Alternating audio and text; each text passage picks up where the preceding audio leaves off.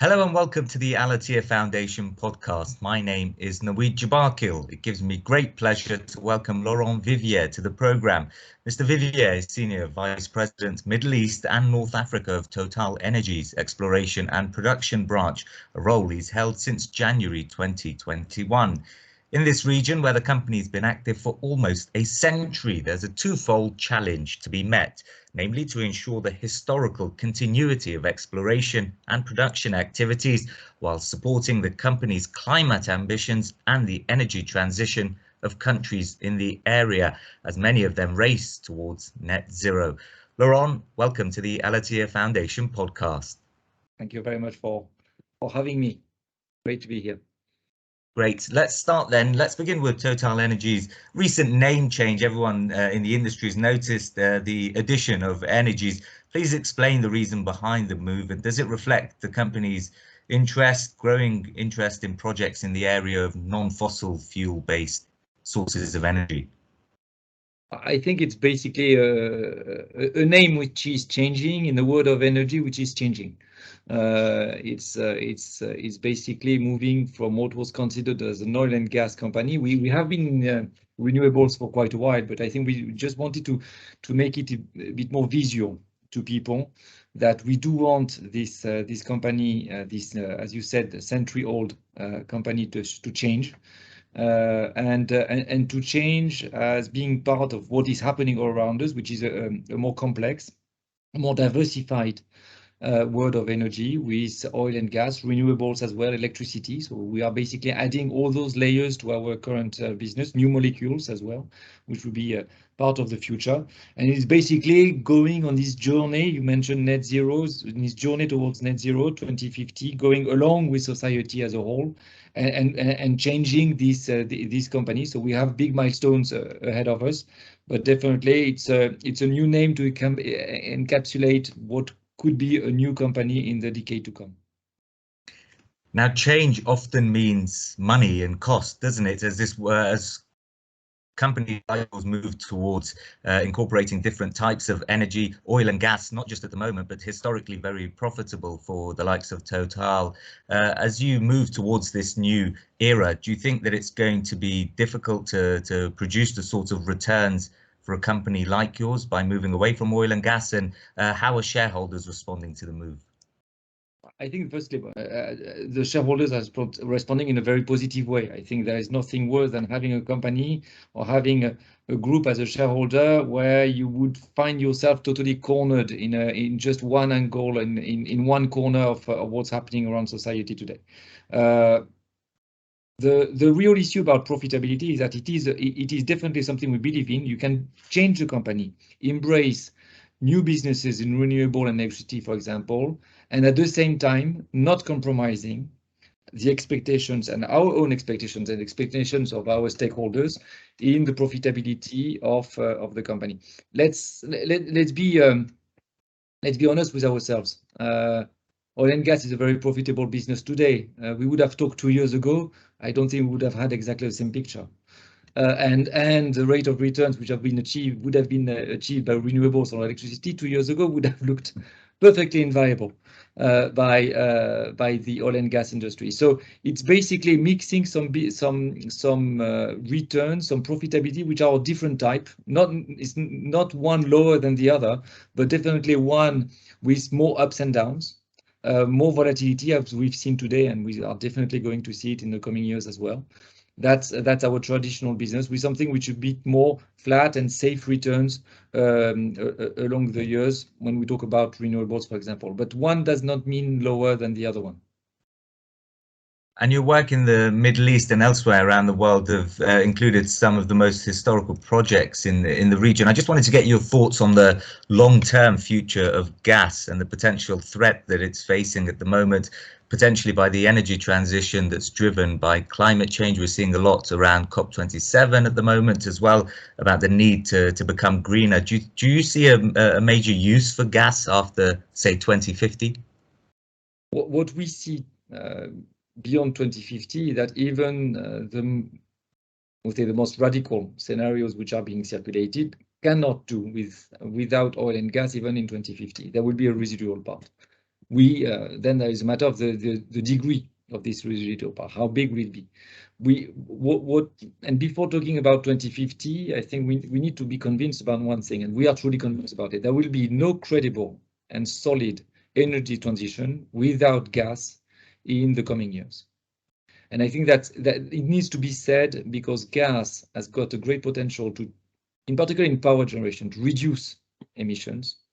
And it can do so in a very quick and transformative way, which is not the case of more long-term policies that you can have. Replacing coal-fired power generation by gas-fired power reduces by half the emissions you have when you produce electricity. And bringing gas in some countries which are heavily dependent on coal at the moment, it used to be the US. And the good track record of the US in terms of reduction of emission is partly due and mostly due to the replacement of coal by gas. We should hope exactly for the same thing to happen in China, in India, in other countries, and that would definitely go in the right way towards energy transition and reducing CO2 emissions. So we definitely see a use of gas.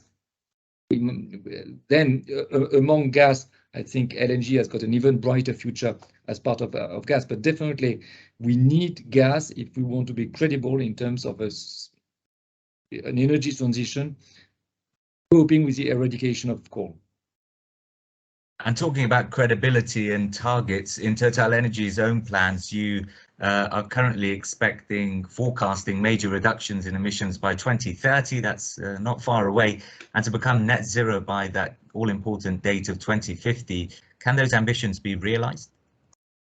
I think they can be realized, and I think it was an idea which came to our mind that it's all very nice to talk about 2050, but when you are a solid and credible economic partner, quite important in the energy field, you cannot just be satisfied by throwing a number for 2050. You need some milestones where you will be measured in terms of your ambition. And I would just give one, for example. You talk about 2030, which is still in a few years, but we've even set ourselves some objectives, for example, for 2025.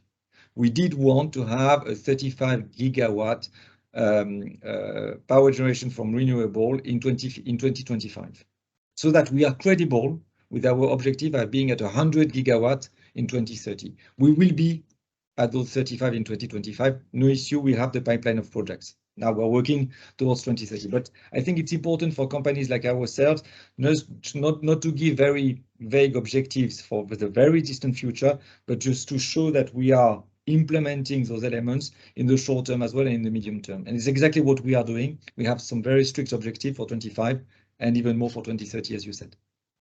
And looking at short-term risks, I mean, we've seen in the past year, geopolitical risks have really ramped up, not just with what's happening with the war in Ukraine, but the global slowdown, inflation, the cost of living, all of these factors, the world's two largest economies at loggerheads on many issues. Is that changing the way TotalEnergies views its outlook for what's to come? I think it definitely is going to impact us as a company. We are a global player. We are present in more than 130 countries. Definitely, we are looking with a very careful attention at what is happening around us. You are mentioning inflation. It does have an impact on the cost for developing our projects. You are mentioning about tensions in terms of geopolitics. Total has had to be extremely public in terms of its policy towards Russia, for example. So definitely it does impact us. I think the way we want to cope with it is firstly by being proactive. And I think that's exactly what we want to do in trying to be a solution, not a problem, as part of this discussion on energy transition. And I think as well, our company is a company which is present in plenty of different countries, in plenty of different areas, and in plenty of different businesses. And it is helping us quite tremendously in order to cope with one particular event in one particular country. And I think, and definitely it increases the resilience of TotalEnergies in the current environment. One other effect of this has been public opinion and the way people are viewing energy giants like Total. They seem to think that they ought to do more in the form of windfall tax or or other issues to try and help with the economic situation. Do you think that's a bit unfair? And do you think there's a lack of understanding with regards to just how much companies like yours are doing to help drive the energy transition? I think there are two elements in this. I think is that do people understand how much we are doing in terms of helping the energy transition? And then the second part of your question was about windfall taxes and the fiscal revenues. Do people understand how much we are doing? I think we need to explain it more. We started by the change of name. I think that's part of it as well, part of the logo as well. Just to say that we want to change our image, and we are changing the company itself. We are going to invest more than half of all our investment expenditures in non-oil related businesses, whether they are gas or whether they are renewables. So it's a major shift in order to build this company of the future and together with the society. Then afterwards, and I'm going to talk about a bit my area, which I know a bit better, which is the MENA area, the Middle East and North Africa. When you look at the projects and the fiscal terms of our contracts in the MENA area, saying that we don't pay enough taxes is a bit surreal. Because I think what people tend to forget is that IOCs are paying a huge amount of money, rightly so, as taxes, but where they produce. And I think this debate, which is largely happening in Europe, is forgetting sometimes that we are paying through the normal way you conduct business. You have extracting activities or you create wealth in one particular country. That's where you are taxed, and that's where the fiscal regime does apply. We are producing in a lot of countries in the Middle East and North Africa. The fiscal regimes we've chosen them. We've decided to invest in such a context, but definitely the tax rates are pretty heavy already. So I think we are doing our share. And looking at the Middle East and North Africa, TotalEnergies has been involved in LNG projects in Qatar for a long time. Just give us an overview of how the LNG relationship is progressing. And you said earlier that LNG perhaps is the most important part of the gas matrix of the future. Just tell us a bit about why you think that. I think we've been partners with QatarEnergy for many years now. And still present in some trains. We've been extremely proud in the past few months to be chosen as a partner both for the two expansion, NFE, North Field East expansion and North Field South expansion. So we are extremely happy just to continue this partnership with QatarEnergy. And I think it's a rock solid partnership in terms of the scene from TotalEnergies. Why is LNG really important for us in terms of developing the portfolio? Natural gas has got one constraint, that it's very expensive to develop the infrastructure. And one way to develop the infrastructure is just a pipeline. The only problem with the pipeline lacks a bit of flexibility in terms of destination, and then you are locked then from transporting from A to B. LNG is one way, and it's a good thing that the share of LNG is increasing in the overall gas demand, brings this flexibility to this gas market, because you can direct cargoes to the countries where they are the most needed. It used to be Asia 1 year ago. We all remember that all the new contracts were targeting Asia as customers. Definitely what's happening in Europe today shows that there is a rerouting of those cargoes towards Europe in order to bridge the gap in terms of gas supply to Europe, and LNG can do this. And I think that's exactly that's why it's needed. And coming back to Qatar, it ticks all the boxes, and in particular it ticks one box, which is it's exactly at equal distance from Far East markets and European markets. That's why as well we are extremely happy to develop our LNG production from Qatar. And I'm just going to put something to you that the foundation's founder, His Excellency Abdullah bin Hamad Al-Attiyah, wrote recently in French media. He said TotalEnergies' relationship with Qatar is a bit like a marriage in the Catholic Church. There is no divorce. That's something that you agree with, and a relationship you see strengthening in the future. I've discovered now you're the third person to tell me about this concept of the Catholic marriage when you go to the Middle East, because the first time it was told to me, and I can tell you the first time it was told to me was in a negotiation in Iraq, where I was told exactly the same, that we were entering a Catholic marriage. I didn't exactly understand what it meant, but definitely it is about this, the fact that we are now in a rock solid relationship, which will never end. And I think that's exactly the case of those past contracts we've had with them. We are now in Qatar both on LNG, with now still present in QG2, but now NFE and NFS. We are on Al Shaheen and Al Khalij for oil production. We've just inaugurated one of the largest solar power plants in the area, 800 megawatt in Al Kharsa. We have some refining activity, and we are partners in many countries abroad with TotalEnergies. So definitely, I would agree. It's a Catholic marriage. Great. And looking at Europe, you mentioned that a little earlier in our chat. It's obviously a part of the world where gas is becoming increasingly important, given the proximity to Russia and the supply issues there.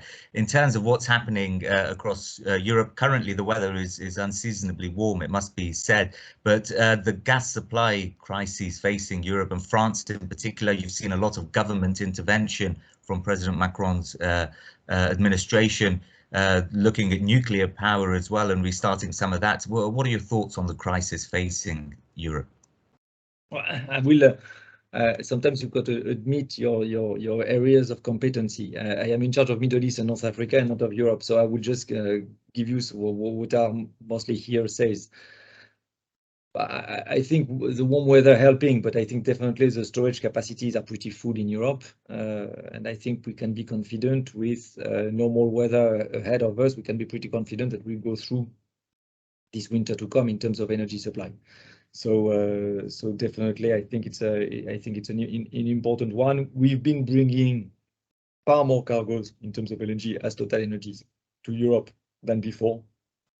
We've got the largest import capacity in terms of regasification capacity, around 20 million tons in Europe. So we've been able just to maximize supply into Europe, and definitely the storage capacities at the moment are pretty full. So I think we should be, of course, careful, but we could be reasonably optimistic of going through in terms of going through this coming winter. And looking at Russia, you touched upon the impact that was having in terms of the projects that you were involved in, the Yamal project. Is that still going ahead, or has there been a recalibration of efforts in that part of the world? I think we've been extremely clear, and it was a process which was. I think we wanted to be as clear as possible, so we're not going into all the details of this, because maybe it's good to focus once again on around Middle East and North Africa, which are my best areas. But definitely we've decided to stop investing in some new projects in Russia, and not bring new capital into those projects. That's definitely what we are sticking to at the moment in terms of our position in Russia.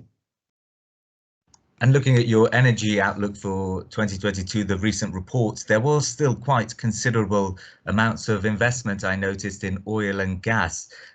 Investing in oil and gas at a time like this with the energy transition, does that mean you're investing in projects that may have a short lifespan, or are you changing the way that oil and gas may be thought about in the years to come? Can they be converted perhaps to greener forms of energy in the future, the capital investment you're doing now in places like the Middle East where you specialize? I think there are different ways in order to keep investing for the future and keep investing in oil and gas. Firstly, one has to remember that, of course, everybody now is kind of in agreement that the oil demand will keep increasing very slowly until 2030, and then will start decreasing. We've got to remember that the rate of decrease, which is planned at the moment after 2030, is higher than the natural decline of the oil fields, which means that you still need to invest in order to maintain a production corresponding to the demand, even if this demand is declining, just because oil field production is declining faster because of the geology itself. So what does it mean to us? it means that we need to invest into some oil production, which has got visibility, exactly as you are saying, with the long term. And how do you do this? You focus your investments into oil fields which have a low break-even. Like this, you can go through the different cycles in terms of profitability. And on top of this low break-even, you invest with low emission in terms of ton of CO2 per barrel that you produce. And like this, you have both on the profitability and on the emissions in terms of acceptability, you have invested in some oils, which is still needed. Today, you have 80% of the energy demand worldwide, which comes from fossil fuels. So we will need oil in the long run, but definitely we need to invest in an oil production, which has got visibility. And that's what we are doing. Then we keep investing as well in natural gas. Today, as I said before, one of the big focuses is LNG. So we need to make LNG a more acceptable way. We've got to really fight against methane emissions, and we'll be credible in proposing gas as a natural solution within the energy transition once we work really seriously as a whole industry on methane emissions, but as well in making the liquefaction part of this gas chain as exemplary as possible. So it's basically working on the electrification of processes. It's working through and with electricity coming from renewable sources, carbon-free sources. It's working on carbon capture and storage as part of this liquefaction. It's exactly the case in Qatar, for example, where NFE, NFS, the CO2, native CO2 will be captured and reinjected in the ground. So, so it's definitely making all those projects, exactly as you are saying, credible and acceptable, profitable in the long run. And let's talk about one other part of the Middle East, which perhaps, when it comes to energy, doesn't get the attention that it ought to. Lebanon, we've seen a really important deal struck there recently between the Lebanese and Israeli governments, a deal that was welcomed by the French government, welcomed by the United States government as well. You're already operating gas exploration fields in Lebanese waters.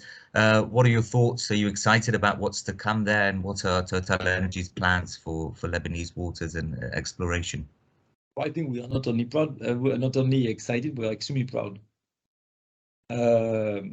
Exactly as you are saying, we are the operator of this Block 9, which is in the Lebanese waters, and thanks to the agreement between Israel and Lebanon through the US and the UN, it has been decided that we could, as TotalEnergies, proceed, and with our partner ENI, we could proceed towards exploration, assessing if there is something first. You know, it's all about the mysteries of exploration. We just need to first to find something. And and as operator of Block 9, we've been entrusted by the Israeli side as well to look at prospects if ever they go across this new maritime border. So we have a mandate to do our exploration part in Block 9, and as well to assess if what we find in Block 9 goes through this maritime border, this new maritime border which is agreed, and to assess how much there is on each side. It's definitely something where, you know, it doesn't happen very often when you are doing our job, and I think we'll do our job as the best way possible and as fast as possible in order to assess if there is something in this part of the world. But definitely by doing our job, we help a bit for higher stakes, which is about bringing a bit of peace and stability between those two countries. And just lastly, then, we have a lot of CEOs in the region and senior executives that listen to the podcast. These are uncertain times for the industry and for the global economy. What do you think would be the key thing to look out for from a business perspective in the industry in the year ahead? I think for our industry, I think we've got to manage something which is going to be extremely difficult to manage. And we see that the priority that when you shift gear and focus on one, it can be detrimental to the other. It's basically this balance between acceptability, affordability, and availability. Basically, availability today means basically security of supply, as we see in Europe. And accepting the consequences of one versus the other. You cannot have security of supply and imagining that you are going to get this totally for free. You cannot have full acceptability, i.e. a strong reduction of CO2, without thinking that it requires some efforts by the different players. So definitely it's our job, and we've done so before with plenty of different challenges like this, which was about profitability, political uncertainty, which was about security and safety. So we know how to tackle those challenges, but definitely for me that would be the real challenge in the years to come, which is how to balance those three criteria. And once again, if you start forgetting one, you pay the price quite in a very dire way afterwards. So we are in a long-term business where we invest for 20 to 40 years, and we will need to navigate with an increasingly, I would say, volatile environment in the short term. But once again, it's an industry which has proven quite resilient and quite able to do so. So I'm quite confident on this. Yeah, and it's really interesting that the addition of the ESG element in all of this makes that issue of trade-offs much more considerable in the years to come, having to consider the impact of governance and wider society. But Laurent, we're going to have to leave it there. That question concludes this fascinating podcast. Thank you very much for the frank answers and the unique insights that you've provided into the inner workings of one of the world's most important and certainly most interesting energy players. On behalf of the Foundation, thank you very much, and we look forward to hopefully speaking with you again in the future. And thank you all, of course, for listening. As always, be sure to keep up to date with all of the work from the Al-Attiyah Foundation by following us on Twitter and YouTube.